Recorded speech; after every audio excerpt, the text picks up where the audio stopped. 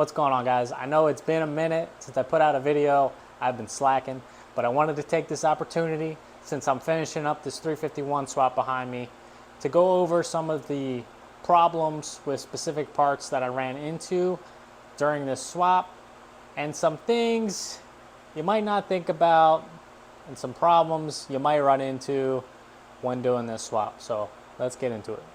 A little backstory on the car. Super cool owner. The car is a 93 LX convertible, 40,000 original miles. It is very clean.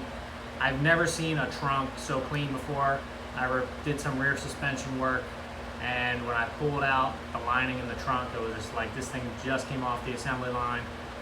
It's super clean, and it's very cool to work on a super clean car, because most of the time, you know, let's just say these cars have seen better days, they've seen less owners, and they've seen, you know, better days. But anyway, super clean car for a nice 351 swap. The owner brought me the engine all assembled, completely, intake on it, valve covers, drop it in. We swapped T5 transmissions. He had a built T5 by somebody else that I swapped on there. So everything pretty much went smooth, except for a few things that I'm gonna get into. If you guys got any specific questions on the swap, just drop a comment. I'll try to respond to you and see if I got the answer for you. I just finished priming the fuel system, checking for leaks. This thing is ready to turn key. Just have to prime the oil system.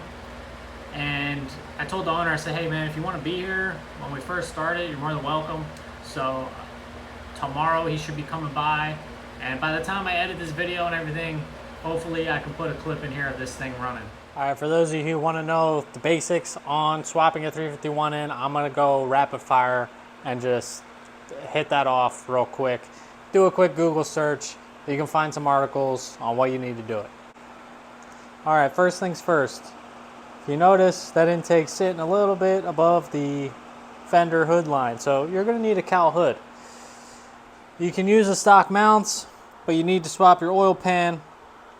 There's a 351 swap pan. You're going to need a set of headers. You're going to need a distributor. You're going to need brackets, AC eliminator bracket kit on LMR.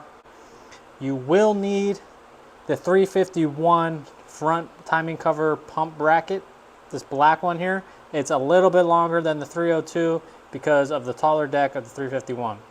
So you need to buy the 302 kit and then the 351 front bracket. That's if you're deleting the AC. As far as belt routing, well, you can go ahead and get rid of your smog pump pulley. I see no reason to have a smog pump eliminator pulley. You can run your belt like this, no issues. I don't know why they even sell you that, because if you even look in the belt routing, there's like 3 different belt routings, and they all bypass the smog pump. So there's really no reason to even have a pulley down there. So this is how I run the belt. You're gonna have to measure your belt, because depending on your alternator pulley, your water pump pulley, your power steering pump pulley, if you have underdrive pulleys, it can all vary. But I'll put up the serpentine belt diagram in the description, but just know that those measurements are not 100% depending on the pulleys that you're running. I mentioned this on my Instagram. When you go to the parts store to look up a few different size belts that you need, say you need a 75-inch belt, you better get a 75 1/4, a 75 1/2, a 75 3/4, and then a 74 3/4, a 74 1/2. Get like 5 different belts, as close as you can get it to the size you think you need after you measure it. It'll save you a few trips, and then once you find out which one of those 5 belts work, you can go back to the auto parts store and get your money back. They're not always going to have the exact size that you're looking for either. I'll also put a link for Gates belts. They have a whole list of belts and their sizes and part numbers, so you can find the belt that's closest to yours. Now you're also going to need a new balancer and flywheel to go with it. The 351 is a 28 ounce. The stock is a 50 ounce. So you're going to have to change both of those. This is a professional product, but you also need to pair that with a spacer. I believe it's a .950 spacer. I'll put a link in the description. There's nothing worse than ordering the balancer and realize that your crank pulley doesn't line up with the rest of your pulleys. So do not forget that spacer. Okay, so those are pretty much the basic components on doing this swap. Now let's get into some of the more detailed stuff that usually isn't talked about. Okay, now here's where things get interesting. Depending on the intake you're running, the valve covers you're running, the spacer you're running for the intake, your cold air intake, your throttle body spacer, your throttle cable bracket, all these things can get mixed up and you can have some clearance issues. And in this specific situation, the fuel pressure regulator is also in the way. So depending on your combination of parts is where clearance issues will arise. Now we got some taller valve covers.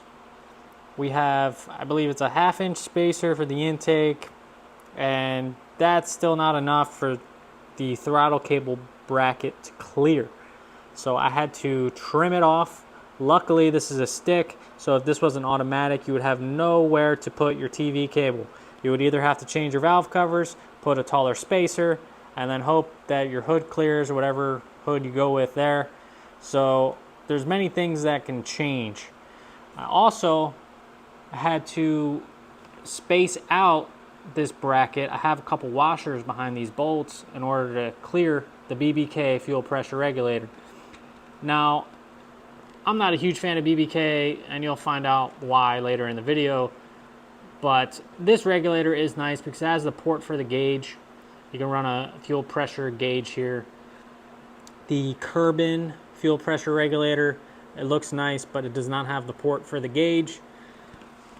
If you're running like a supercharger or an aftercooler here or turbo or something, you might not have access to your factory fuel port to check your fuel pressure and get that set.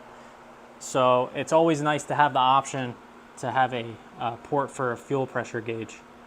But unfortunately, because it's so fat, it got in the way of the bracket.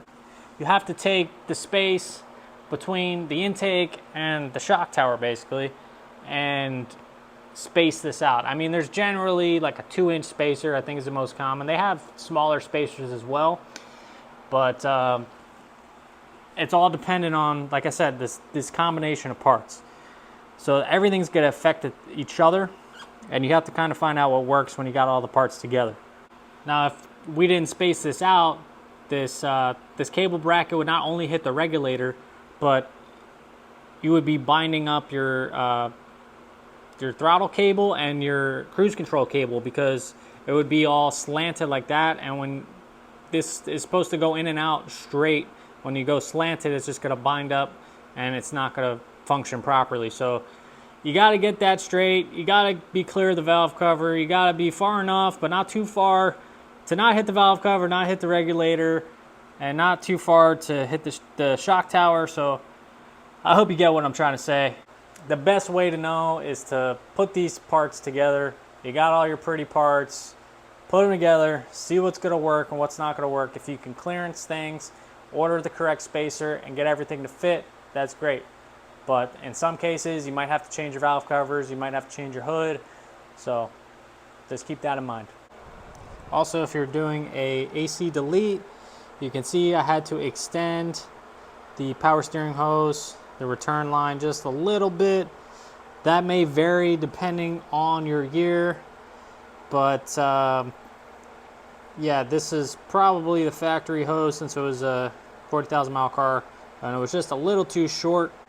Now it's time to talk about the headers. Now, for those of you who've had experience with BBK headers, you could probably relate to me, but for those who do not know, I'm going to try to say this as simple as I can get it, but the bolts that they give you are too short.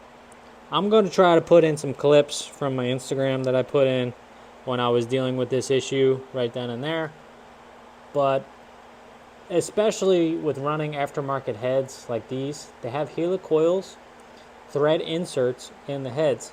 And those thread inserts were a little bit recessed from the front face of the ports.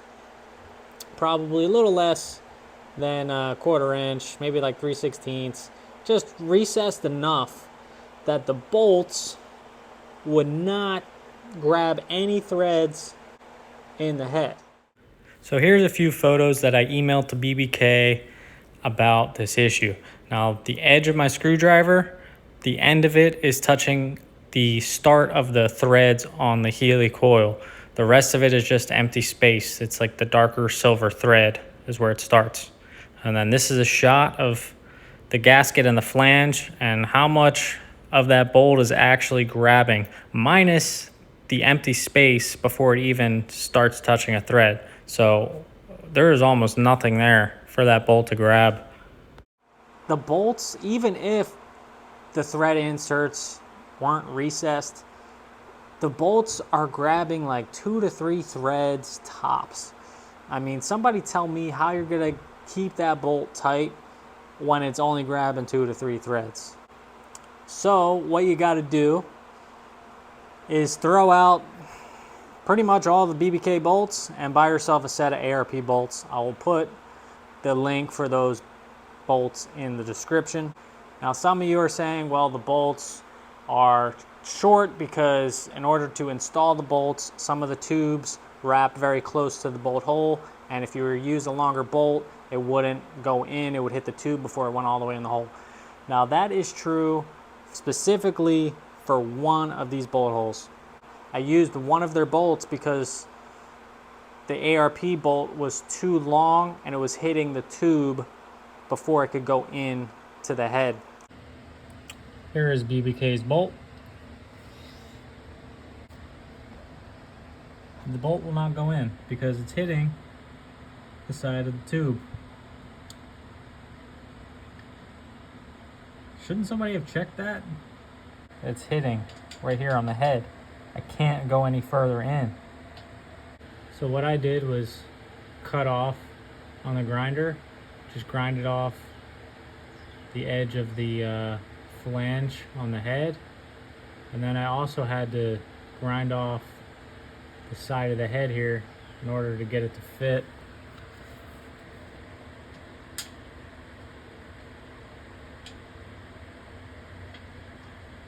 And then look where we're at. That's all the threads we got to grab. So not only do we have to modify the bolt, but the bolt's not even long enough for it to get tight. The tube curves right here, and you can't get a straight shot on that bolt. I know some of you are like, well, we'll just pull the header off and then you can get it in. But the simple fact is that bolt does not go through the header flange. It's not bottoming out on the head. So you can't even get their short bolt in their hole. So basically, to summarize, guys, their bolt is too short enough for it to get tight, and it's also too long to install in that one hole. So no matter what you do, you got to do some modifications. And those ARP bolts worked out great, but I don't care what kind of bolt you have, nothing's going to clear that tube that was in the way. Quality control. I mean, are they not testing these parts before they put them in a box? Are they not making sure they fit on their jig or whatever they got when they're welding these together? Do they not care? I mean, this is what I'm talking about. This is my point. You're spending money for a bolt up product and it's not bolt up. I've ordered a set of BBK long tubes for my Coyote swap Mustang, and they arrived damaged on the flanges. So I called BBK, said, hey, my box is damaged. There's a hole in the box. The flanges are bent. This thing's never going to seal. And they told me to take a hammer and beat the flanges with a hammer. You just spend pretty good money, and they're telling you to go beat up your nice ceramic coated or chrome plated headers with a hammer. I'm good. So I ended up cutting those flanges off and putting V-bands. I TIG welded the V-bands on there, seals up, no issues. But not everybody's got a welder and can fix stuff like that on the fly. Now I sent them an email, a very detailed email. I sent them very detailed photos of the issue, and they never got back to me. So that goes to tell you that they don't really care. And if I were to tell them about this one bolt that I couldn't get in the header because it's touching the tube, they would have probably told me to hit it with a hammer. So keep this in mind if you're going to order a set of BBK headers. Also, if you're running that oil pan, it comes with a dipstick. If you have your engine on a stand, throw the header on, get that dipstick tube in, and test fit it, clearance it, get it where you want it to sit, because I had to bend the dipstick a little bit. It's better to do it on the stand than trying to do it in the car, and you just have way more room and it's way easier. I also want to make a point, it's not just new parts, but used parts as well. I mean, that's kind of a given. Just double check what you're buying, especially the components, the key components of that part, and let me show you what I'm talking about. So I was getting this thing ready to turn key, getting fuel pressure set, checking for fuel leaks, get my TPS set, and I was also just adjusting my idle screw to make sure that it was, you know, pretty much in a neutral position. It wasn't all the way open, it wasn't all the way shut.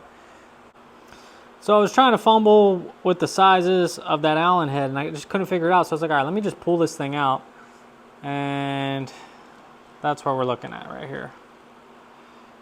That head is messed up. Previous guy screwed that up, didn't have the right size.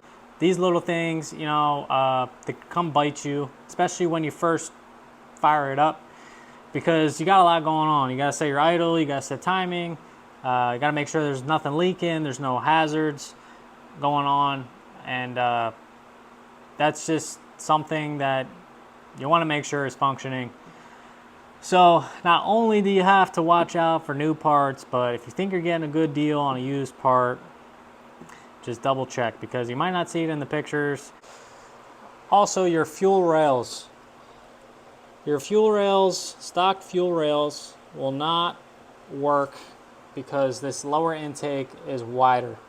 Now, depending on who you ask and the quality of work and the standards that they have, they might tell you to just, oh yeah, just stretch it and you know, force it beyond its bending points and it'll fit. There is no way you can make that fit. You might leave a comment and tell me, oh, that's how I did it, it's running fine, but those crossover lines are 30 plus years old and they're just plastic. I have cracked those lines just by handling a fuel rail. So if someone's telling you to stretch the fuel lines with some 30-year-old plastic fuel hose in the middle, it's probably not a good idea. Now, I'm not sure how Ford did this. I think they must have heated up the line, because there's a barb fitting coming out the rail, and they heated up that plastic line and it made a nice like vacuum seal to that barb fitting. I don't know how they did that. I wish I could do it that way, but you're gonna have to go to the auto parts store and get some fuel hose and some fuel clamps, fuel line clamps, and you know, set your injectors in there, get it spaced where you want it, then cut the length hose for the crossover in the front and the back, and you'll be good to go. There are aftermarket fuel rails, but it's pretty much the same deal. They give you like brass fittings with barbs on them and the hoses, and it doesn't look that great. I'm surprised nobody has made a nice like stainless line, stainless crossover. Safety is a #1 concern for me, especially with fuel. You don't want to mess around with fuel. You want to make sure that stuff is tight and correct, and you don't want to take any chances there, I'm telling you. If you're going to spend any time with something, I would make sure you spend the time. Make sure those injectors are seated properly, bolted down, you got enough hose, you're not stretching anything, and everything is, you know, how it should be. And if you're ever concerned about how something should be, just refer to how Ford did it from the factory, because that'll get you pretty close to doing it by the book. Well, that pretty much covers it, guys. It was a pretty straightforward swap, except for the few hiccups. I hope that helps with you know, the little things that are never really talked about, and you could spend a whole day trying to figure all that stuff out. You know, it is what it is now with the quality of parts. It just, there's nothing you can really do. I mean, that's kind of how I started with my website. You know, I use these parts. I know what's working and what's not. So if I see something that works, I'm gonna probably put it, make it into a kit, and offer it, and just know that you're gonna get something that works, and it, you know, is as advertised. So you know, I'm on a mission to change the quality of these parts, and just to make our lives easier, make our cars better, and make the parts last longer, because that's how it should be. You shouldn't be spending money for broken stuff. I got a few other projects coming in. I got a red hatchback I'm putting together. Got some stainless hardware kits coming out. I got a transmission coming in to do, so I'm trying to stay busy here. Stay tuned, guys. Got any questions, drop a comment. We'll see you next time.